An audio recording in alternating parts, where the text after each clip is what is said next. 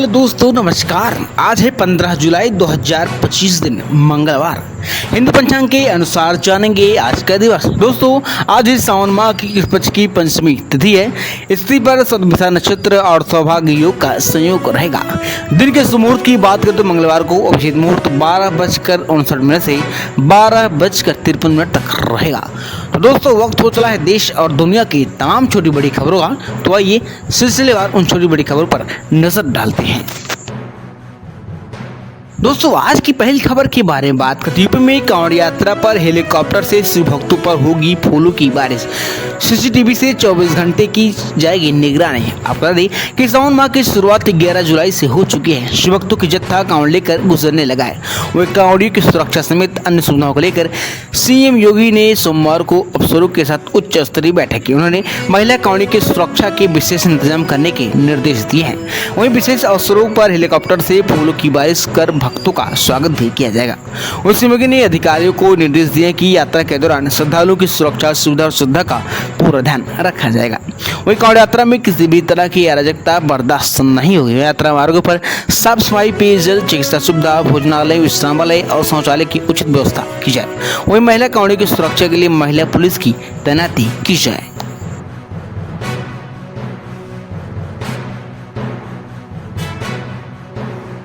दोस्तों, अगली खबर के बारे में बात करते हैं। मुख्तार अंसारी गैंग की शार्प शूटर शाहरुख पठान का एनकाउंटर मेरठ एसटीएफ ने मुजफ्फरनगर में किया ढेर। आपको बता दें कि मेरठ एसटीएफ ने मुख्तार अंसारी गैंग के शार्प शूटर शाहरुख पठान को एनकाउंटर में ढेर कर दिया। शाहरुख मुजफ्फरनगर का रहने वाला था। वहीं मुठभेड़ सोमवार सुबह छपार थाना क्षेत्र के रोहाना मार्ग पर हुई, जिसमें घटनास्थल से एक कार पिस्टल और भारी मात्रा में कारतूस बरामद हुए। वहीं एसटीएफ को इनपुट मिला था कि शूटर शाहरुख पठान मुजफ्फरनगर में मौजूद है। इसके बाद टीम ने घेराबंदी की। वहीं खुद को घेरा देख शाहरुख ने कार से ही फायरिंग शुरू कर दी। वहीं इस टीम की जवाबी कार्रवाई में शाहरुख मारा गया। इस मुठभेड़ के बाद शव को पोस्टमार्टम के लिए भेज दिया गया है।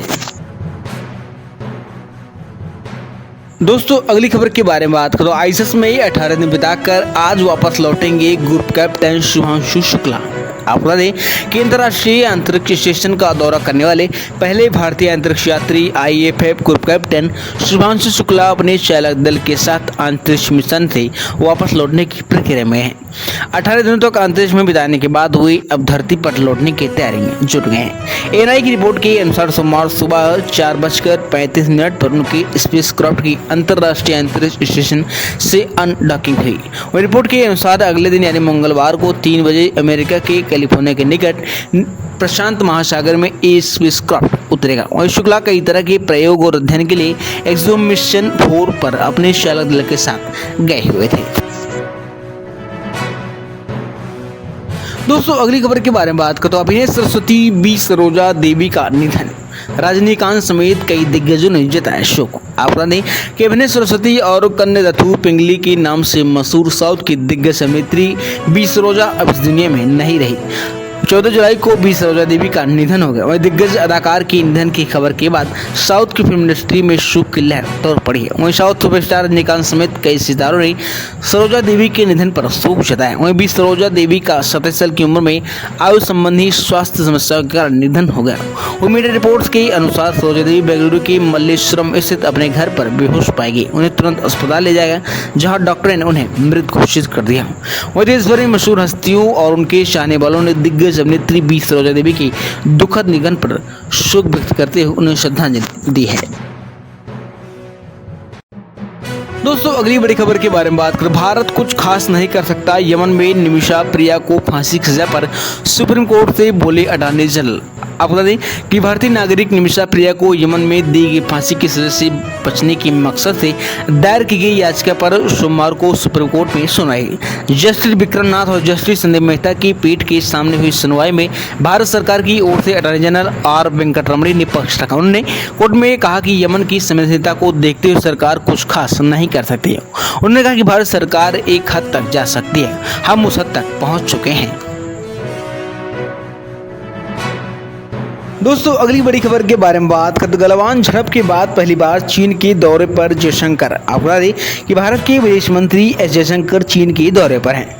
जयशंकर ने बीजिंग में चीन की उपराष्ट्रपति हान जोंग के साथ मुलाकात की। पिछले 5 वर्षों में जयशंकर की असली पहली चीन यात्रा है। इस दौरे का मकसद भारत और चीन के संबंधों को मजबूती देना है, साथ ही 2020 में गलवान घाटी में संघर्ष के बाद खराब हुए रिश्तों को पटरी पर लाना है। जयशंकर मंगलवार को तियानजिन में शंघाई सहयोग संगठन के विदेश मंत्रियों की बैठक में शामिल होंगे और चीन के विदेश मंत्री वांग यी के साथ द्विपक्षीय बातचीत भी करेंगे। दोस्तों अगली खबर के बारे में बात करें, वीवो ने भारत में लॉन्च किया iPhone 16 जैसा दिखने वाला तगड़ा फोन। मिलेगी 6500 mAh की दमदार बैटरी है। आपको बता दें वीवो X200 सीरीज में एक और तगड़ा फोन लॉन्च हो गया है। चीनी कंपनी का यह फोन कुछ दिन पहले ताइवान में पेश किया गया था। इस फोन में 6500 mAh बैटरी और दमदार कैमरे दिए गए हैं। फोन का लुक iPhone 16 की तरह है। वहीं चीनी कंपनी ने अपने इस फोन के जरिए सैमसंग, एप्पल, गूगल जैसे ब्रांड्स के फ्लैगशिप फोन को कड़ी टक्कर दे सकती है। वीवो ने अपने इस फोन को 3 colour option amber yellow, force blue और लक्स ग्रे में उतारा है। इस फोन के साथ कंपनी ने भारत में अपना foldable phone Vivo X Fold 5 भी पेश किया है। दोस्तों अगली बड़ी खबर के बारे में बात करें, फिल्म के सेट पर हुआ दर्दनाक हादसा, शूटिंग के दौरान स्टंटमैन की हुई मौत, साउथ एक्टर विशाल ने जताया शोक। आपको बता दें फिल्म इंडस्ट्री से एक दुखद खबर सामने आई है। इस दुखद दुर्घटना में लोकप्रिय स्टंटमैन राजू का एक अपकमिंग फिल्म के सेट पर निधन हो गया। बता दें कि गुरुवार को कैलूर की पुलिस थाना क्षेत्र के बिंजुमवादी के गांव के पास अलप्पाकुडी में शूटिंग चल रही थी। उस दौरान उनकी हादसे में मौत हुई। वह तमिल अभिनेता विशाल ने सोशल मीडिया प्लेटफॉर्म X पर मौत की खबर की पुष्टि की है।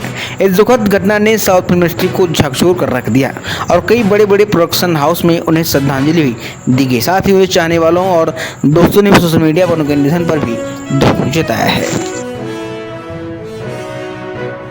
दोस्तों अगली बड़ी खबर के बारे में बात करें, यूपी में भारी बारिश को लेकर सीएम योगी ने की बैठक, अधिकारियों को अलर्ट रहने के लिए दिए सख्त निर्देश। आपको बता दें कि मुख्यमंत्री योगी आदित्यनाथ ने प्रदेश में हाल ही बरसात के कारण उत्पन्न परिस्थितियां, विशेष रूप से शहरी क्षेत्रों में जलभराव, नदियों के जलस्तर में आई वृद्धि की सोमवार को उच्च स्तरीय समीक्षा बैठक की।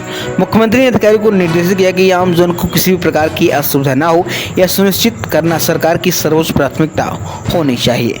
वहीं मुख्यमंत्री ने कहा कि प्रदेश के कई हिस्सों में भारी वर्षा के चलते जलभराव, सड़क क्षति और कुछ क्षेत्रों में नदियों के जलस्तर में तेज वृद्धि देखी गई। इस पर सतत निगरानी रखी जाए। संबंधित विभागों, नगर निगमों, नगर विकास अधिकारियों और जिला प्रशासन को निर्देश दिए हैं कि जल निकासी की व्यवस्था को तत्काल प्रभाव से सुचारू बनाया जाए। वही सभी जलभराव प्रभावित क्षेत्रों में जल निकासी यथाशीघ्र शीघ्र ही कराया जाए ताकि नागरिकों को राहत मिल सके। उन्होंने कहा कि किसी भी शिकायत आपात सूचना पर तत्काल कार्रवाई सुनिश्चित की जाए। दोस्तों अगली बड़ी खबर के बारे में बात करते, गोवा, हरियाणा और लद्दाख को मिले नए राज्यपाल और उपराज्यपाल, राष्ट्रपति भवन ने की नियुक्ति की घोषणा। आपको बता दें कि राष्ट्रपति भवन ने देश के 3 राज्यों और 1 केंद्रशासित प्रदेश के लिए 3 नए राज्यपाल और उपराज्यपाल की नियुक्ति की है। गोवा, हरियाणा और लद्दाख को नए प्रशासक मिले हैं जो तत्काल प्रभाव से कार्यभार संभालेंगे। वहीं गोवा के नए राज्यपाल के रूप में पुष्पापति अशोक गजपति राजू की नियुक्ति की गई। हरियाणा के राज्यपाल के रूप में असीम कुमार घोष को नियुक्त किया गया। लद्दाख के उपराज्यपाल के तौर पर कविंदर गुप्ता को कमान सौंपी गई है। गुप्ता पूर्व में जम्मू कश्मीर के उप मुख्यमंत्री भी रह चुके हैं। दोस्तों अगली बड़ी खबर के बारे में बात करें, हेट स्पीच पर सुप्रीम कोर्ट का केंद्र और राज्यों को सख्त निर्देश, नफरत फैलाने वाले कंटेंट बर्दाश्त नहीं किए जाएंगे, तुरंत लगाम लगाएं। आप बता दें कि सुप्रीम कोर्ट ने केंद्र और राज्य सरकार को हेट स्पीच पर सख्त निर्देश दिए हैं। कोर्ट ने कहा कि नफरत फैलाने वाले भाषणों को गंभीरता से लिया जाना चाहिए और इस पर लगाम लगाने के लिए तत्काल कार्रवाई की जाए। वहीं कोर्ट ने यह भी कहा कि शिकायत दर्ज होने का इंतजार किए बिना पुलिस को स्वतः संज्ञान लेकर FIR दर्ज करनी चाहिए और दोषियों के खिलाफ कार्रवाई करनी चाहिए। वहीं कोर्ट ने कहा कि नफरत फैलाने भाषणों को बर्दाश्त नहीं किया जाएगा और यह एक बड़ा खतरा बनता जा रहा है जिसे बढ़ने से रोकना होगा। दोस्तों अगली बड़ी खबर के बारे में बात करें, सांसदों को अटेंडेंस के लिए नहीं लगानी होगी लाइन, लोकसभा में अब सीट पर बैठे बैठे ऑनलाइन लगेगी हाजिरी। आप बता दें कि लोकसभा में सांसदों की उपस्थिति अब ऑनलाइन होगी। MMD यानी मल्टीमीडिया डिवाइस के जरिए अब सांसद ऑनलाइन अपनी हाजिरी लगा पाएंगे। नए सांसद बनने से पहले सांसदों को अपनी अटेंडेंस लगाने के लिए हर रोज अटेंडेंस रजिस्टर में अपने साइन करने होते थे, लेकिन नई सांसद में यह प्रक्रिया डिजिटल हो गई। सांसदों को अब टैब में स्टाइलिश के जरिए लोकसभा और राज्यसभा में घुसने से पहले अपनी उपस्थिति दर्ज करवानी होती थी। वहीं अब एमडी के जरिए सांसद अपनी अलॉटेड सीट पर बैठकर अपनी उपस्थिति दर्ज करवा पाएंगे। हालांकि इस प्रक्रिया में सांसद अपनी अलॉटेड सीट पर बैठकर ही अपनी उपस्थिति दर्ज करवा पाएंगे। वही एमडी यानी मल्टीमीडिया डिवाइस के जरिए सांसद थंब इम्प्रेशन, पिन नंबर या मल्टीमीडिया डिवाइस कार्ड के जरिए अब अपनी अटेंडेंस लगा पाएंगे। दोस्तों अगली बड़ी खबर के बारे में बात करें। पंजाब में बेअदबी करने वालों की अब खैर नहीं। भगवंत मान सरकार ने अधिनियम को दी बड़ी मंजूरी। आपको बता दें पंजाब कैबिनेट ने पंजाब पवित्र ग्रंथों के खिलाफ अपराध रोकथाम विधेयक 2025 को भी मंजूरी दे दी। इस विधेयक में श्री गुरु ग्रंथ साहिब, भगवत गीता, बाइबल और कुरान शरीफ जैसे पवित्र ग्रंथों की बेअदबी करने वालों के लिए आजीवन कारावास सहित कठोर सजा का प्रावधान है। इस कानून का उद्देश्य राज्य में धार्मिक सद्भावना और भाईचारे को मजबूत करना है, साथ ही बेअदबी के मामलों में सख्त सजा सुनिश्चित करना भी शामिल है। दोस्तों अगली बड़ी खबर के बारे में बात करें। सपा नेता आजम खान को सुप्रीम कोर्ट से तगड़ा झटका, खारिज हो गई ट्रांसफर याचिका। आपको बता दें कि समाजवादी पार्टी के वरिष्ठ नेता आजम खान को सुप्रीम कोर्ट से करारा झटका लगा है। कोर्ट ने आजम खान की ओर से दायर ट्रांसफर याचिका को खारिज कर दिया है। आजम खान ने अपनी याचिका में उत्तर प्रदेश में चल रहे सभी मुकदमों का ट्रायल राज्य से बाहर कराने की मांग की थी। उनका कहना था कि यूपी में उनके खिलाफ इतने मुकदमे दर्ज हैं कि उन्हें यहाँ निष्पक्ष न्याय मिलने की संभावना नहीं है। वहीं समाजवादी पार्टी के नेता मोहम्मद आजम खान के केस को सुप्रीम कोर्ट ने दिल्ली ट्रांसफर करने से इनकार कर दिया है। कोर्ट ने याचिका खारिज करते हुए कहा कि यह फैसला याचिकाकर्ता के अदालती रिकॉर्ड में बदलाव के संबंध में उपाय खोजने में बाधा नहीं बनेगा। दोस्तों अगली खबर के बारे में बात करें तो आगरा में डबल मर्डर से सनसनी, दो दोस्तों की बेरहमी से हत्या पर ग्रामीणों ने किया हंगामा। आपको बता दें कि ताज नगरी डबल मर्डर से दहल गया है। जिले के किरौली थाना क्षेत्र में दो दोस्त की हत्या से इलाके के लोग दहशत में हैं। दोनों का शव पुराना नहर की पटरी पर सोमवार सुबह में दोनों युवक के शव खून से सने हुए थे। उनकी पहचान 38 साल के नेत्रपाल पुत्र चंद्रभान और 35 साल के कृष्णपाल उर्फ केवी पुत्र लालाराम के रूप में हुए। दोनों अछनेर थाना क्षेत्र के गांव अड़दाया के निवासी थे। विरोध से आक्रोशित लोगों ने अछनेरा चौराहा पर दोनों सौ रख कर प्रदर्शन किया। वहीं विरोध प्रदर्शन देखकर किरौली, अछनेरा और फतेहपुर सीकरी थानों की पुलिस मौके पर पहुंची जांच पड़ताल शुरू कर दी है।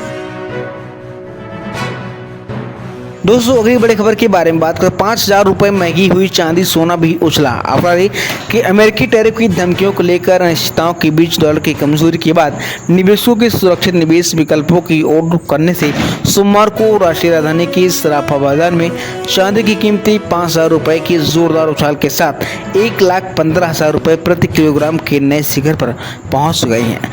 अखिल भारतीय सराफा संघ ने यह जानकारी दी है। वहीं शनिवार को चांदी 4,45,000 रुपये से बढ़कर 1,10,000 रुपये प्रति किलोग्राम की सर्वकालिक उस स्तर पर पहुंची थी। एचडीएफसी सिक्योरिटीज के वरिष्ठ विश्लेषक ने कहा कि चांदी की कीमतें बढ़कर घरेलू बाजार में नए रिकॉर्ड स्तर पर पहुंच गई हैं। वहीं अंतर्राष्ट्रीय बाजार में चांदी लगभग 14 साल के उच्चतम स्तर पर है। यह तेजी से सोने के विकल्पों की प्रतिनिवेशों की रुचि में बदलाव के कारण है।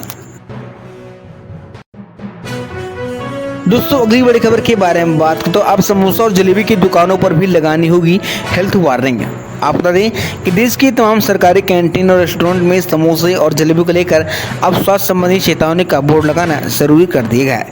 भारत सरकार ने इससे संबंधित नोटिफिकेशन भी जारी किया है। इसके तहत जहां भी समोसा जलेबी बिकती है वहां की दीवार पर स्वास्थ्य संबंधी चेतावनी हेल्थ वार्निंग लगा अनिवार्य किया जा रहा है। भारत सरकार के स्वास्थ्य परिवार कल्याण मंत्रालय ने सभी केंद्रीय संस्थानों को ऑयल एंड शुगर बूट्स लगाने का आदेश भी दिया है। इन स्थानों पर रंग बिरंगे पोस्टर बताएंगे कि रोजाना खाए जाने वाले नाश्ते में कितनी शक्कर और कितना तेल मिलाया गया है। प्यारे दर्शकों, सब खबरें आप कहां से देख रहे हैं कमेंट कर जरूर बताएं। और दोस्तों ऐसी खबरों अपने मोबाइल पर डेली पाने के लिए हमारे चैनल को लाइक शेयर सब्सक्राइब जरूर करें। धन्यवाद।